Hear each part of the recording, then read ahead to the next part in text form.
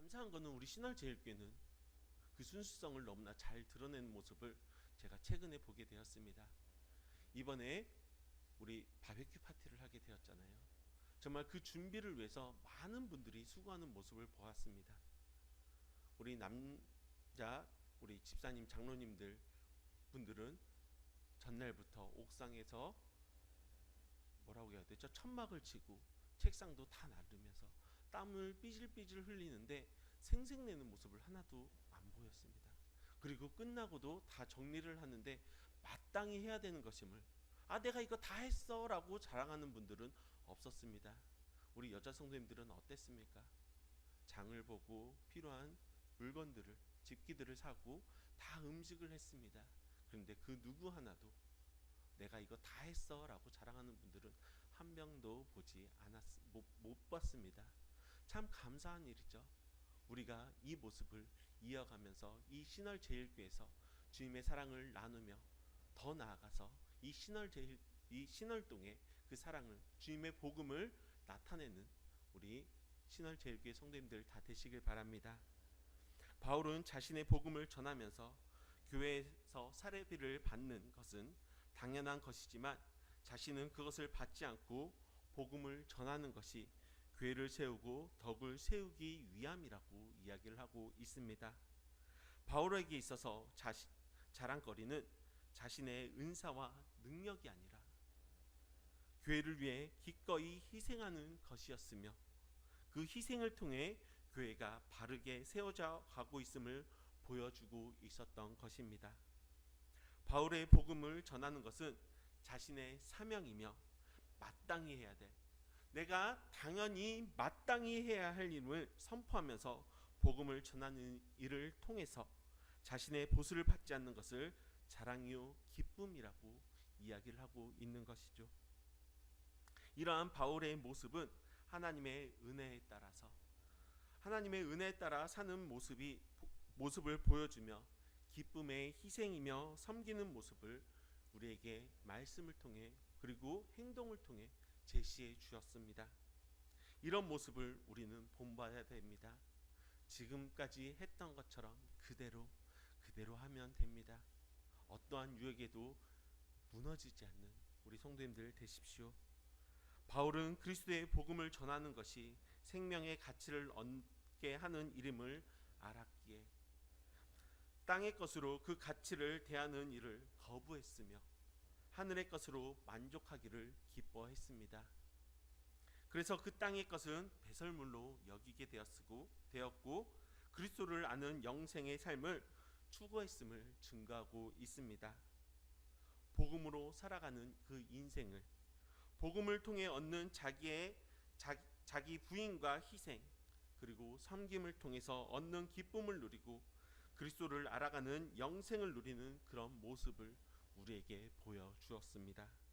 그리고 그 기쁨과 영생으로 충만한 자가 성령으로 충만한 자가 되고, 그 열매는 땅에서 고난과 핍박이지만 마땅히 해야 하는 그 마음에는 하나님을 아는 영광으로 풍성한 모습으로 나타내어 있습니다. 오늘 대부분 사람들은 땅의 것을 얻고 누리는 것이 많은 사람들이 부러워하며 그것을 누리는 것이 특권이며 하나님의 복으로 여길 때가 너무나 많습니다. 성도들은 땅의 것이 무익하고 진정한 복은 하나님을 믿는 것이라고 이야기를 하지만 실제 우리의 삶에서는 물질적인 풍요함만 추구하고 자신에게 주어질 유익을 위해 살아갈 때가 너무나 많이 있습니다. 다른 사람들의 모습이 아닌 바로 나 자신의 모습이며 믿는 것과 추구하는 것과 괴리는 참으로 크다는 사실을 내 자신이 발견하게 됩니다.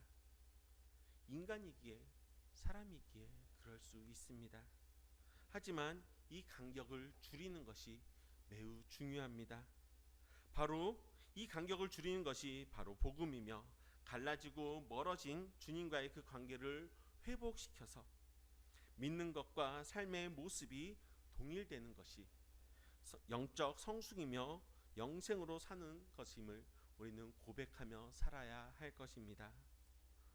물론 우리가 살아가면서 물질적인 것이 필요하죠.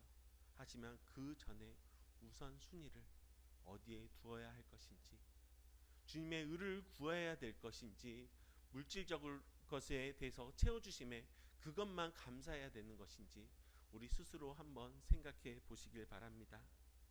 복음을 바로 알기 전의 삶은 늘 다른 사람과 나 자신을 비교하게 됩니다.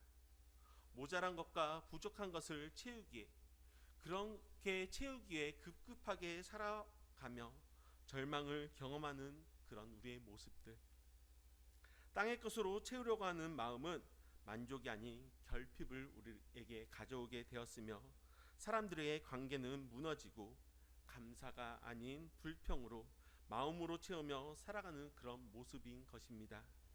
그러나 복음은 마음의 결핍에서 우리가 벗어나게 만들 수 있으며, 주 안에 있는 생명의 풍요함을 누리게 하며, 복음 때문에 당하는 고난과 핍박을 기쁨으로 바뀌게 될 수 있습니다.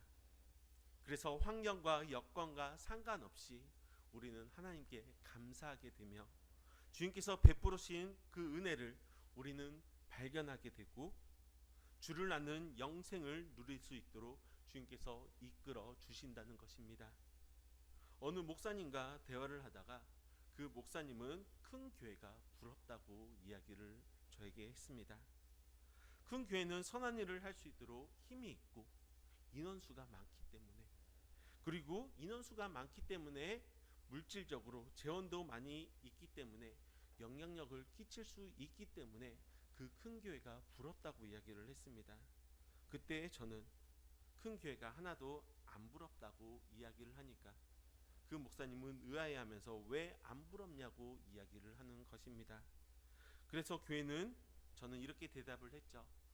교회는 크기로 평가하지 않으며, 교회가 거대해질수록 권력이 생기고 욕심이 생기며 세상의 유혹에 더 심해지기 때문에 진리에 따라 살지 못하기 때문에 저는 그 큰 교회가 부럽지 않습니다 라고 대답을 했습니다.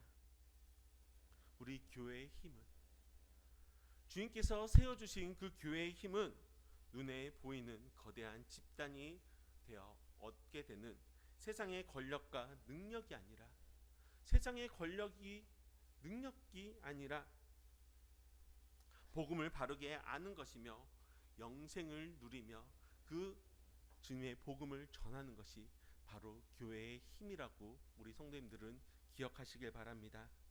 그렇게 세상적인 부여함을 얻고 권세를 누리는 환경에서 그런 유혹에 넘어가는 그런 삶을 사는 것보다, 땅의 것이 부족하지만 하늘의 생명으로 풍요로운 삶을 사는 것이 성도가 얻는 능력이며 기쁨임을 고백하며 살아가시길 바랍니다.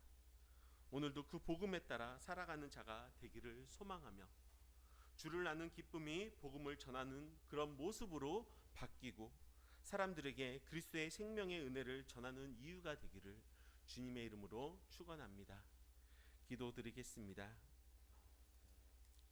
주님, 세상은 눈에 보이는 것과 손에 잡히는 것이 풍요할 때 만족할 수 있다고 말합니다. 그러나 복음은 세상에서는 고난과 핍박을 당하지만 우리 주님과 연합할 때 만족한다고 말씀하고 있습니다. 성도가 참 만족을 누리는 것이 복음을 통해 생명의 풍요함을 누릴 때임을 고백하게 하여 주시옵소서. 그 고백이 삶에서 나타나게 하시고 복음을 통해 생명을 누리는 자가 될 수 있도록 인도하여 주시옵소서. 우리들의 고백대로 살지 못함은 연합함이 있으며 쉽게 땅의 것에 유혹이 되는 자임을 주님은 너무나 잘 알고 있습니다.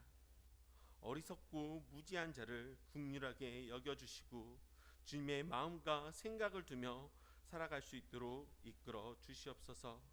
오늘도 주님이 내 삶의 주관자이심을 잊지 않게 하여 주시고 복음으로 마음을 채우게 하여 주시옵소서. 주님의 지체들을 기억하여 주시고 주님 안에서 생명의 풍요함을 얻고자 힘쓰며 살아갈 수 있도록 인도하여 주시옵소서. 감사드리오며 예수님의 이름으로 기도합니다. 아멘. 하늘에 계신 우리 아버지, 아버지의 이름을 거룩하게 하시며 아버지의 나라가 오게 하시며 아버지의 뜻이